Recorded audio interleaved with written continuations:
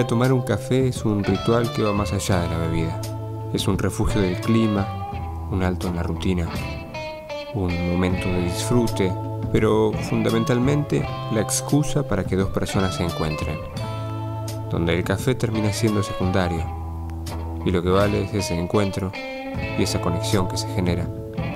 Y ya no importa el clima, ni el tiempo, ni la rutina. Solo quedan dos personas, un encuentro y un café.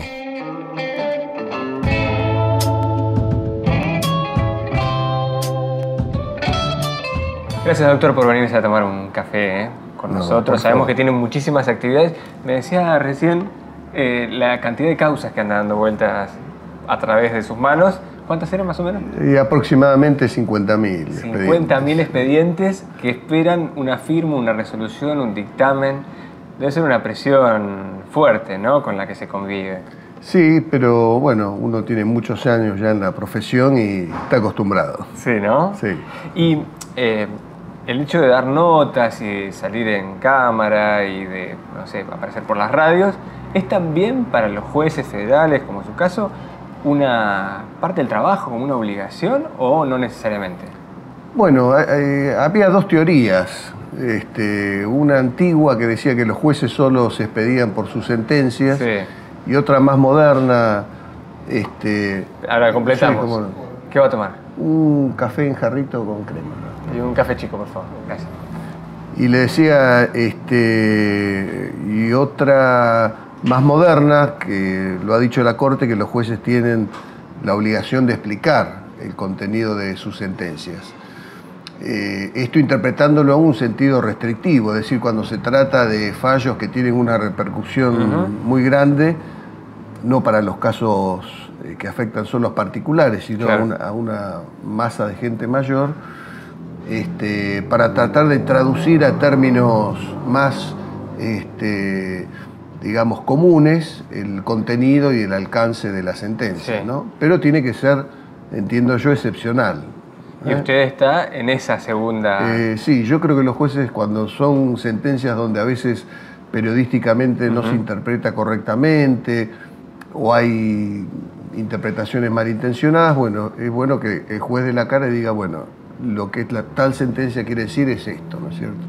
Hay cuestiones que... Después vamos a volver para atrás porque quiero también conocer un poco del camino que lo llevó hasta donde está hoy como juez federal, ¿no? Pero digo, hay cuestiones que a veces toman un estado público, hay temáticas y problemáticas que toman un estado público donde el común de la gente, todos nosotros, tomamos partido de alguna manera y damos nuestro propio fallo, nuestra propia sentencia. Y a veces, imagino que debe ser bastante difícil mantenerse abstraído de ese humor social que hay al respecto de un tema en particular, ¿o no?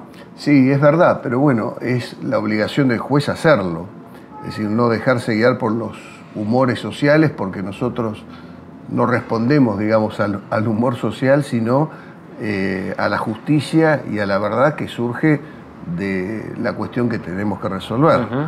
Entonces también es parte del ejercicio profesional.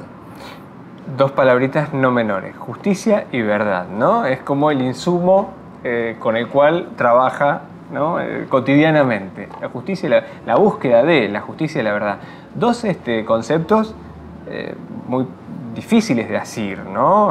Porque ¿qué es la justicia y qué es la justicia para uno y qué es la justicia para otro? Y más complejo aún, imagino yo, desde el sentido común más llano posible, la verdad, ¿no? Hay una verdad, la verdad es la relativa de cada uno. Es muy complejo también trabajar con esas dos variables tan subjetivas y tan así como volátiles.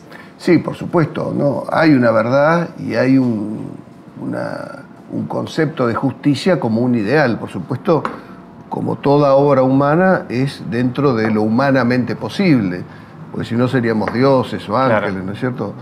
Pero siempre el interés del juez es justamente lograr acercarse lo mayor posible a la verdad y a la justicia. La verdad y la justicia, nada menos. Y eso, digo, obviamente hay un estudio del derecho, de las leyes, pero hay cuestiones que también en el trabajo cotidiano exceden al estudio formal de la ley, digo, en la búsqueda de esa verdad y esa justicia, al momento de hacer un dictamen y un fallo, ¿intervienen también otros factores o es solamente la interpretación técnica, si se quiere, de una ley? Bueno, lo que sucede es que la interpretación técnica de la ley tiene que estar siempre alumbrada por un principio que es el de la justicia, ¿no es cierto? A veces una ley puede tener distintas interpretaciones y el juez debe tratar de que la interpretación sea la que se corresponda más con el concepto claro. superior, que es el de la justicia. El derecho es instrumental, es un medio claro. para lograr la justicia, ¿no es cierto? Ahora sí vamos a volver un poco para atrás en el tiempo, ¿no? Cuando usted comenzó a estudiar, veo que tiene una tarea un poco ardua, abrirse camino por entre la crema. No es sencillo. Mucha crema. No es sencillo, pero no importa. Esto es así, el programa va a seguir adelante, no hay problema. Es cuando decidió estudiar Derecho, ¿no? Cuando decidió ser abogado, ¿pensaba que iba a terminar siendo juez? La verdad que no. No era parte, no era un objetivo. No, porque a esa edad uno lo que piensa es en estudiar y en recibirse, no tanto en... O sea, el desafío es la próxima materia, ¿no? Sí. No lo que va a suceder después, ¿no es cierto? ¿Y cuándo creyó que podía ser un camino posible y una posibilidad concreta llegar a donde usted llegó? Bueno, honestamente no me lo propuse como meta. Es decir, la vida y una serie de hechos fue llevando a que, en fin, escalara posiciones dentro del Poder Judicial. Yo fui secretario, defensor oficial, juez provincial y finalmente concursé para venir aquí a Mar del Plata y hace 12 años soy juez federal en Mar del Plata. Pero es un proceso, ¿no es cierto? Y estar, si bien obviamente hay instancias superiores, tribunales de justicia superiores al que está usted, también en un punto tiene la responsabilidad de hacer un dictamen y un fallo al respecto de una cuestión, ¿no? Ese sentirse que tiene que expedirse y tiene que dar una determinación al respecto de un tema que obviamente hay a veces intereses contrapuestos, hay, no sé, verdades relativas que se enfrentan. ¿Qué sintió inicialmente cuando tenía que estar en ese lugar?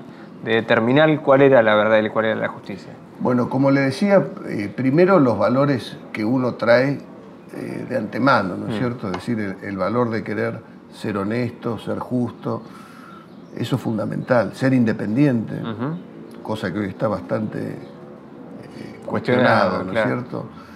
Eso es fundamental. Y después, el propio ejercicio profesional, digamos, le va dando a uno un training en el trabajo que le permite que eso vaya fluyendo con naturalidad. Sí, pero uno no deja de ser un ser humano, una persona falible, donde también puede cometer errores. Por supuesto. Claro que el error, en su caso, puede llegar a tener consecuencias muy graves para otra persona. ¿Cómo se maneja también ese componente de la falibilidad que todos tenemos, ¿no? Bueno, y que yo me equivoco en mi tarea profesional, no pasa nada, pero imagino que en la suya las consecuencias pueden ser mucho más graves. Sí, evidente, pero tratando de reducir esa posibilidad de error a la mínima expresión. Imagínese también que hay profesiones aún más complicadas que la nuestra, que se comete un error. Sí. Un médico operando o un piloto en vuelo, ¿no es cierto? Digamos que quizás la ventaja que tenemos nosotros es que tenemos un margen de tiempo. Claro. Cosa que a lo mejor en otra profesión... No, hay que resolver y hay que resolver. Exactamente. Entonces quizás ese margen de tiempo de reflexión permite, si pudiera haber alguna posibilidad de error, reducirlo.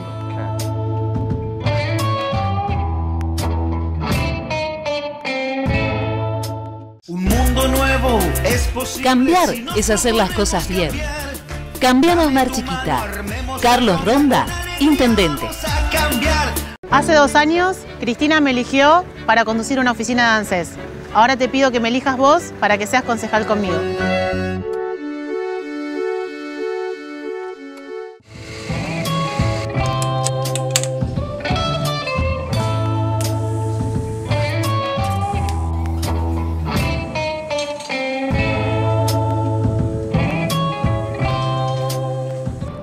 largo de su carrera, su nombre, su apellido, han tomado trascendencia nacional por diferentes fallos, dictámenes, causas en las cuales usted ha intervenido, que por cuestiones particulares terminan siendo precedentes de cuestiones generales o terminan siendo hasta incluso, si bien a lo mejor jurídicamente no, pero sí mediáticamente muy impactantes y con mucha repercusión a nivel nacional incluso. ¿Eso ha sido una búsqueda, ha sido casual? ¿Usted tiene la voluntad de intervenir en cuestiones que a lo mejor otros jueces dejaría pasar para no también meterse en problemas o no generar cuestiones que puedan tocar sensibilidades o generar rispideces? ¿Cómo se ha dado eso? No, yo creo que en primer lugar un juez que se precie tal no puede eludir su responsabilidad. Es decir, primero los jueces no vamos a buscar los juicios. Los juicios llegan. Cuando el juicio llega, uno tiene que tener la responsabilidad de asumir la resolución de ese caso. Pero imagino que muchas veces le habrá, lo pudo haber pensado o no, pero habrá tenido la posibilidad de dejar pasar, derivar o excusarse para evitar tomar un compromiso o una determinación sobre temas sensibles. Claro, lo que pasa es que en primer lugar no está en mi naturaleza eludir la responsabilidad de resolver una cuestión por muy crítica que sea. Yo trato de verla como una cuestión más, desde el punto de vista profesional, aunque no se me escapa que evidentemente puede tener una trascendencia. Imagínense, yo llegué aquí y a los 15 días en Mar del Plata estaba todo el tema del corralito, con toda la repercusión que eso tenía. Sí, claro. Y bueno, y ya el gobierno de ese entonces me pidió a los 15 días el juicio político porque había resuelto abrir el corralito, etc. Así que es a lo mejor también un destino, ¿no? Porque eso fue casualidad. Yo llegué justo en un momento crítico, ¿no? Ha sido el azar entonces también que intervino. Sí. Igual el azar hay que ayudarlo un poco. Y por otra parte yo creo que hay dos cuestiones más. Una, por supuesto, el fuero federal de por sí. Claro. Tiene cuestiones que tienen una repercusión siempre a nivel nacional. Y otra que en los últimos años, digamos que el gobierno ha dictado muchas leyes de muy dudosa constitucionalidad. Entonces cuando ocurre esto, es decir, cuando hay el Poder Ejecutivo sanciona leyes muy cuestionables, bueno, evidentemente el protagonismo del juez aumenta porque si no se dictaran leyes inconstitucionales, los jueces no tendrían por qué tratarlas, ¿no? Ahora, dentro de, ya hablábamos del corpus de información y que uno tiene en la cabeza, o que usted, un juez, tiene en la cabeza a la hora de llevar adelante un fallo, o de llegar a un fallo, dentro de ese mapa mental que uno tiene, que parte será la cuestión técnica, legal, también imagino yo, o pregunto, ¿está también la construcción ideológica, la forma de mirar la política de esa persona, o eso se deja de lado? No, yo creo que eso, por supuesto, cada juez la puede tener, pero al momento de resolver tiene que, como un cirujano, abstraerse y ver, digamos, el caso concreto, como el médico tiene que ver el órgano dañado, y no le importa si la persona es buena o es mala que va a operar. Bueno, en el caso de los jueces sucede lo mismo. Es decir, se hace ese proceso de abstracción porque lo que uno tiene que resolver es el caso concreto que viene a su conocimiento, ¿no es cierto? ¿Y le ha pasado de llegar a fallos que van en contra de su propia construcción, de su propia mirada del mundo? No. Probablemente en algunos casos donde existe cierto margen de duda respecto de una solución u otra, puede suceder que uno a lo mejor no esté completamente seguro o satisfecho de la solución que ha dado. Pero como los jueces no podemos evitar dar una solución, es decir, tenemos la obligación legal de resolver la cuestión, no podemos decir, este caso... Vamos a dejarlo ahí. No sé cómo resolverlo. Es decir, tengo que resolver por sí o por no, ¿no es cierto? De manera tal de que a veces sí eso genera alguna duda. Pero como le dije antes, en la concepción del derecho que yo tengo como un instrumento que conforme a la Constitución debe cumplir o estar al servicio de la justicia, uno tiene la tranquilidad de conciencia de obrar siempre en consecuencia. Ahora, en esta disociación o esta abstracción que usted tiene que buscar y que tiene que llevar adelante a la hora de concluir un fallo, habría como dos Alfredo López, ¿no? Uno que es juez y el otro que es ciudadano de a pie. Nunca ha habido contraposición en ese sentido, digo.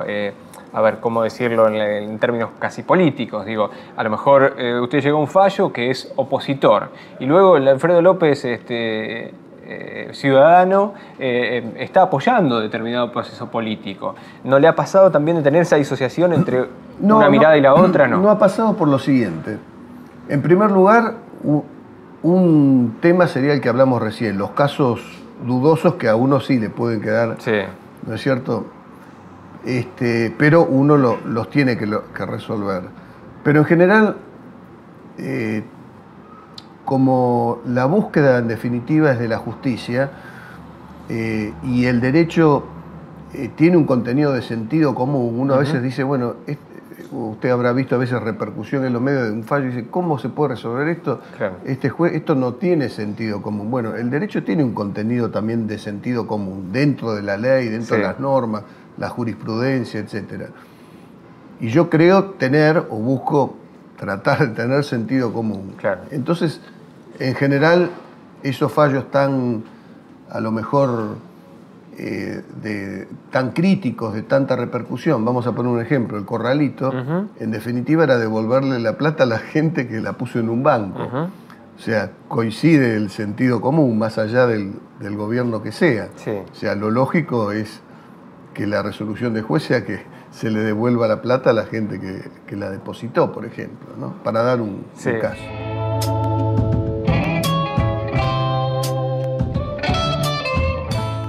Hace 2 años, Cristina me eligió para conducir una oficina de ANSES. Ahora te pido que me elijas vos para que seas concejal conmigo.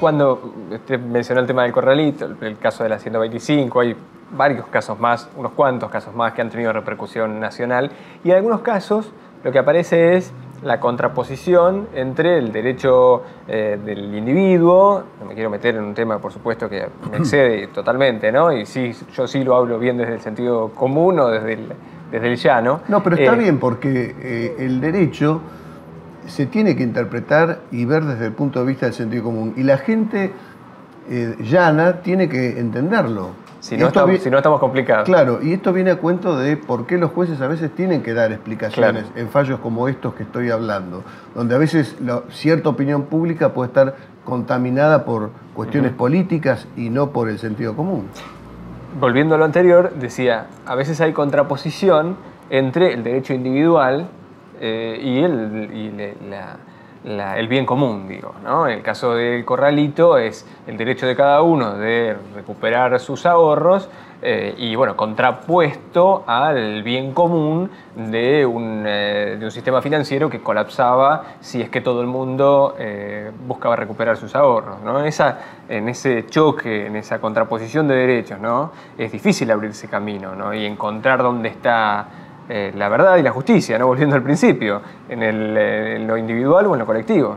Sí, yo creo que desde el punto filosófico no hay duda que siempre hay que estar por el bien común, por sobre el bien individual. Lo que sucede es que hay que analizar si realmente en ese caso que se resuelve está en juego el bien común o está en juego el interés político o el interés económico y no el interés común. Entonces, a veces eso lleva a confusión, sí. Porque por otro lado, cuando los afectados son muchos, ya no es un caso individual. O sea, el bien común se desplaza a la cantidad de afectados, como fue el Corralito, como pudo ser la 125, como pudo ser hace poco el tema del gas, etcétera. Yo creo que en ese caso no es el bien individual, digamos, el que el juez prioriza, sino el del bien común. ¿Lo han llamado de alguna alta esfera política para invitarlo a opinar diferente? En general, a los jueces que saben que no pueden presionar no lo llaman. Pudo haber algún intento, pero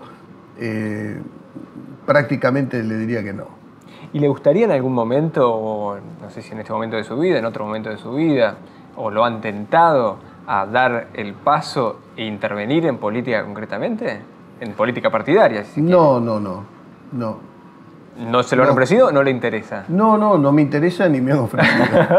Al mismo tiempo. ¿Y por qué razón? Porque en un punto, digo, también la labor del juez busca también mejorar la calidad de la vida de la gente, intervenir en el beneficio común, ¿no? Y a lo mejor pueden ser un espacio donde confluye también la búsqueda de la política en el sentido más puro, ¿no? ¿Usted nunca ha querido transitar por esos caminos? ¿No se le ha ocurrido? Mi vocación ha sido la judicial, y por otro lado, ya digamos, en el plano hipotético,